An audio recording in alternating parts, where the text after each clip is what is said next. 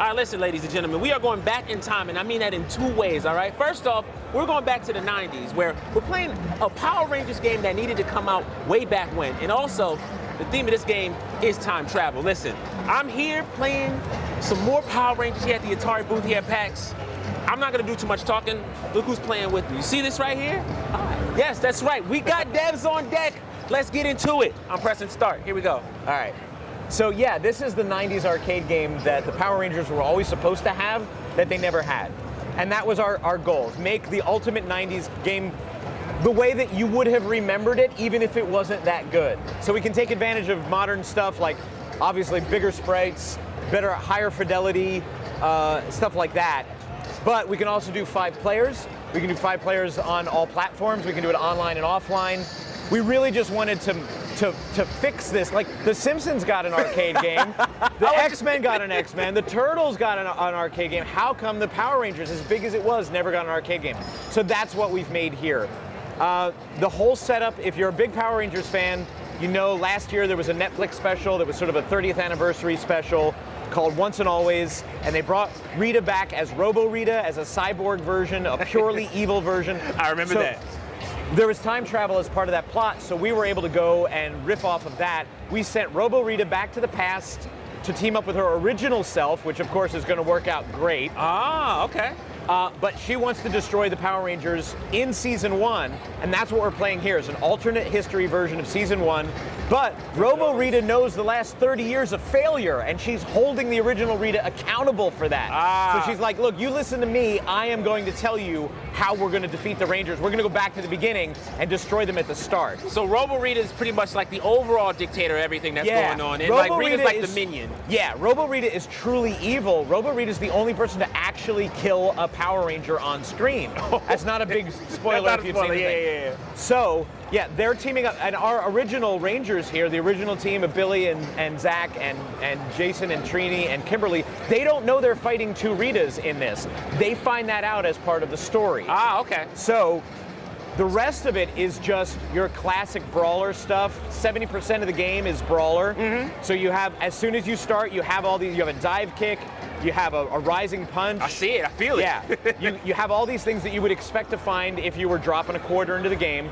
So that's our goal, is to make it pick up and play friendly.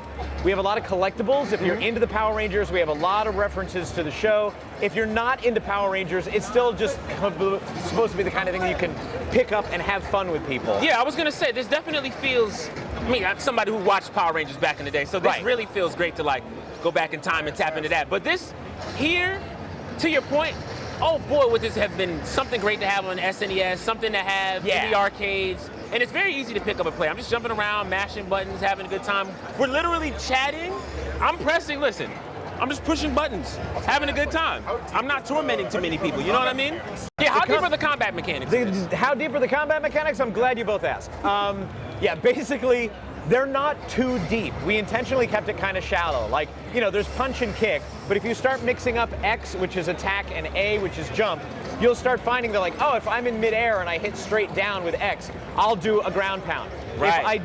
If I jump up and just hit attack without pressing down, then I do a dive kick. Yeah, I see it now. X and up is this cool jumping, this leaping. Oh, it's an uppercut. Punch. Oh, okay. And that's good because we have some airborne enemies throughout the game. Right. And then there's this dodge roll with B, which you go back and forth. You can do that. There are some enemies that block. You can get behind them very quickly by doing that. There's a double tap will dash. You know, so it's stuff that becomes comfortable after you discover it, but it's not too difficult. Yeah, and you know, really I do appreciate that because, you know, there is a beat 'em up culture where a lot of the things you just mentioned are pretty universal. Yeah. And that's here in this game, so it's very easy to pick up and play. I like that. So we just found a hidden collectible. There are 20 of those. It's not even the only kind of collectible in the game, but those are references. That's Mr. Tickle Sneezer. That's a doll that Trini owned in Season 1. So we have those kind of things there for the fans that want them. Obviously, popcorn and soda in every garbage can. That's all, you know, everything a glowing Ranger needs. If we're not digging through the trash, we're not playing the 90s. Right, yeah, exactly. So we're having fun with the tropes of the thing. But we also have these special attacks. I was just about to ask about the unique abilities. I know those are in the game as well. Talk about those real fast. Yeah, as you beat up the putties and as you beat up the enemies, you build up a special meter underneath your health bar. Right. And you can use them to wipe out an entire wave of enemies on the screen. You can also grab people. There you go. There it is. I like that. And he's going to shout Mastodon. Mastodon! Yeah, exactly. Oh, you did very well. Yeah, perfect. There we go. Our people are here. Real Rangers are in the building. Let's go. So at the end, like for instance, Black Ranger, you had the longest hit streak. You had a 44 hit streak. We're going to keep track of that. Oh. Obviously, the Rangers play as a team. Yeah. But, you know, on the couch. Yeah, someone's got to brag there's a little some bit. competition. We need that right. arcade so style like bragging Red rights, Ranger right. had more damage, but you had the had the higher bigger combo. streak. So it's Got all it. about how you want to do it. Hey, it's team effort. We both got the S rank together. I love it. Yeah. So we do have a plot for people that care about the plot. It does fit in. It's not canon for Power Rangers, but it riffs on Power Rangers history. We have some alternate history stuff. Yeah. Because Robo Rita knows the future. And so she can say, oh, you know what? We didn't have these Tenga Warriors until season 3, but I'm going to bring them in now in season 1, and they're not going to be ready for them. So now we have these enemies that fans know that they never would have gotten in a season 1 arcade game back in the day. Yeah. That they can have now. And these guys fly, so that's where that rising, jump, the uppercut punch comes. Yeah, the uppercut really helps. But we're also up on the rooftops because it's not a Power Rangers episode unless they're on the rooftops at some point. So you can fall off, but you can also throw enemies off. You have to be careful, as Red just found out. So yeah, there's a little risk and reward. We didn't want to make it something where you had to like put in tokens, even though that is our inspiration for gameplay. So keeping yourself alive is a matter of you're building up your special meter. When you fall off or when you die, you lose your special meter and you have to build it up again. So there is a penalty, and it is worth it to play smart and be strategic and look for those health power-ups. Right. But it's also not the end of the world. Again, if you're a 35-year-old Power Ranger and your son or daughter wants to play with you and they're 11, and you want to like be like, yo, Power Rangers is what I grew up with and I love this stuff. Right. We want it to be fun for them too. We want it to be the kind of game that anybody can pick up and play and not feel like there's a big penalty. Right. You hear that? You don't have to have a controller unplugged sitting next to someone in front of you. You know what I mean? You're doing great, honey. You're not touching. They'll actually be able to just sort of spam X and it'll feel pretty good. So in regards to the world building, how much interactions, or if any, do the Rangers in the past have with the Rangers in the present? Like, are there the past and present Rangers, or is it just Rangers in the past, they just got caught up in something? Yeah, that opening scene is the Rangers of present day, of the Rangers that were in Once and Always, basically. Right. And that just says Red Ranger, Blue Ranger, and stuff like that. Here, this is definitely the original team, and you'll see in the cinemas, they're name by name. It's Billy, it's Trini. So the rest of the game does take place in the 90s. Yeah. So it's an alternate. I almost got back up.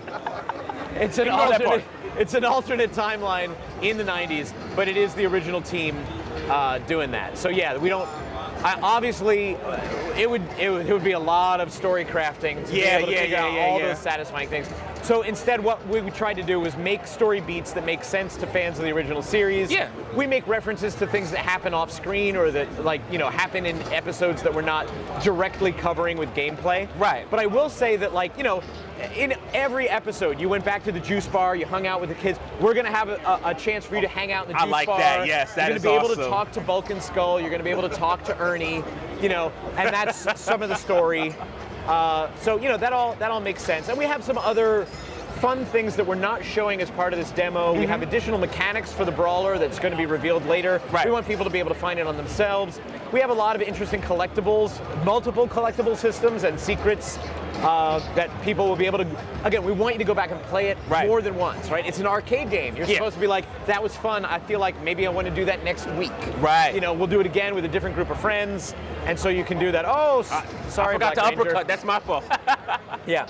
But the fact that you're falling off the roof and still laughing and having fun tells me that we're probably onto something pretty decent here. Like, hopefully the fans are going to appreciate the kind of game we're trying to play, and that it's kind of it's not consequence-free, but we don't ride you for not being a great player, or we don't ride you for playing distracted or doing an interview while you're, like this. Exactly. I just fell off as he said that, by the way. This should be a casual, fun game for gamers to get together on a Friday night, and grab that taco. I'm sorry I didn't. Oh, that's okay. No.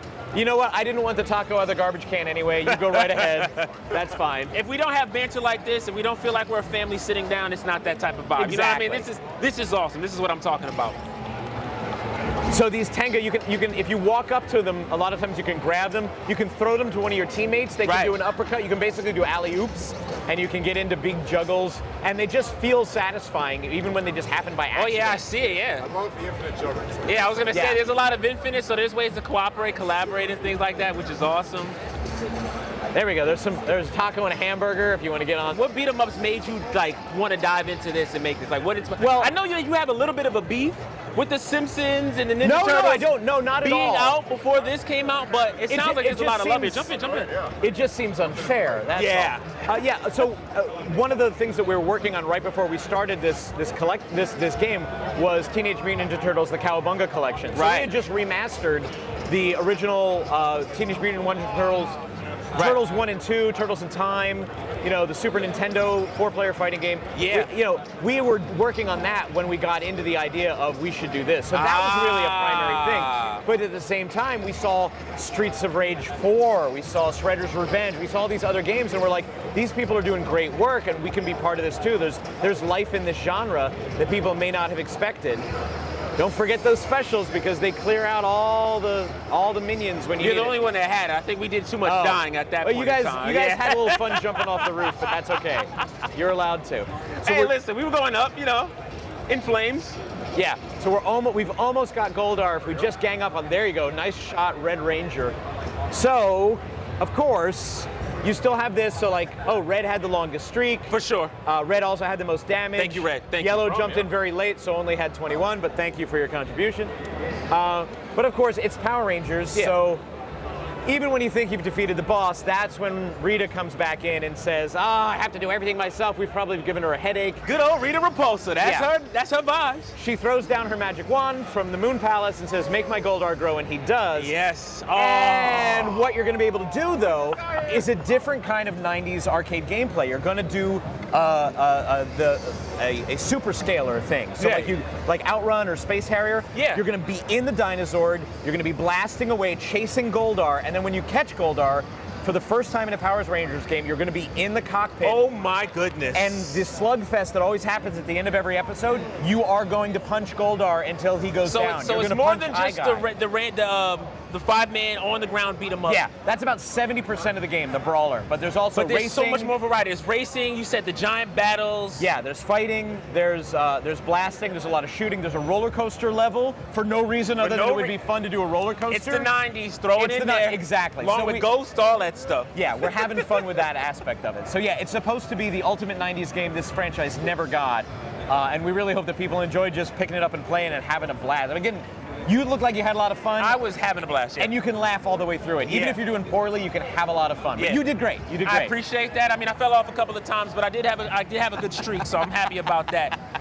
No, seriously, this is now knowing that you had an impact on the remastered versions of those classic beat 'em up games that we talked about. We got to study them, and now we get to apply what You we got learned. to get hands in, get a lot deeper, and then to create a masterpiece like this. When I saw it at the Game Awards, I felt like this had a lot of standout appeal to it. Thank and you. now I understand why. There's a lot of love and appreciation put There into is this. a lot of love for the franchise, and there's a lot of awareness. We all grew up, all the developers all grew up in arcades. We have a Right. big arcade in the office. Yes. So, yes. yeah, I'm an we- arcade junkie too, so that's Yeah, perfect. we love this genre, and we wanted to do it right, and we wanted to do it right by the fans too, to give the Power Rangers fans something that they always wanted. Gotcha. Remind me again, when can we get our hands on this, and what platforms? Because I feel like I need this on everything. But You tell me will what get it's it on everything. I'm happy to say it's PlayStation 4, PlayStation 5, Xbox One, Xbox Series S and X, Nintendo Switch, and PC.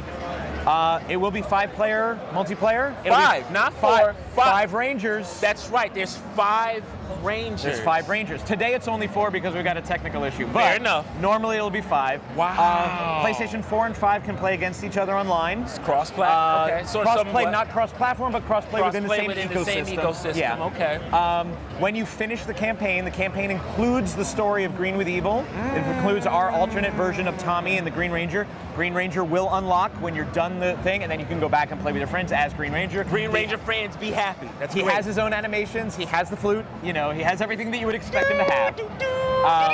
And yeah, it we need is that. coming out this year. We only have 4 months left in the year, but it is coming out in 2024. It'll be digital only right now. Okay. We are looking into doing a physical edition. We want to do a physical edition. We got to get it out first. We got to get Lord, it the done. collector's edition. Buy, ladies and gentlemen, buy this game. All those so we things can get a would be collector's lovely. edition. Please, Yeah, pretty all please. those things would be great. But yeah, it's coming out this year. We cannot wait for people to play it. And I know that the fans have been like, you have to give me an exact date. If I give you a date and then we miss it, oh, disappointment is way worse than anticipation.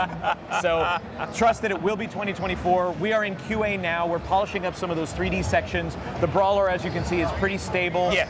So we're looking good, and I feel confident saying 2024, but it won't be too long to wait now. Right, I love it. Listen, this game is addicting. Your passion for this game is addicting. Thank you. Thank I you hope so. so much for bringing me by to play this. Thanks for coming. This is awesome. If you don't get a chance to check out this game, I don't know what's wrong with you. I mean, the demo will be out soon, I'm sure. The game will be out in around 4 months. Let's pray for it. Either way, for Game Fanatics, this is Shadoshi signing out at PAX West 2024.